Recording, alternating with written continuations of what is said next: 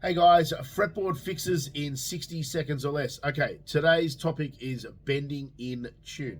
Okay, so this is a big problem. A lot of people ask me, how do I bend in tune? Because they seem to either overshoot the target note or they undershoot the target note.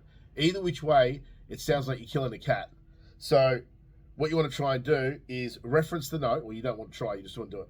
You want to reference the note that you're bending to, play it, really soak that tone in your head, and then progressively move back one fret at a time and bend into that note. So move back one fret and bend into that note. And don't stop until you get there. Let your ears do the talking. Okay, come back a whole tone. Come back 3 semitones. Maybe you get a major third as well.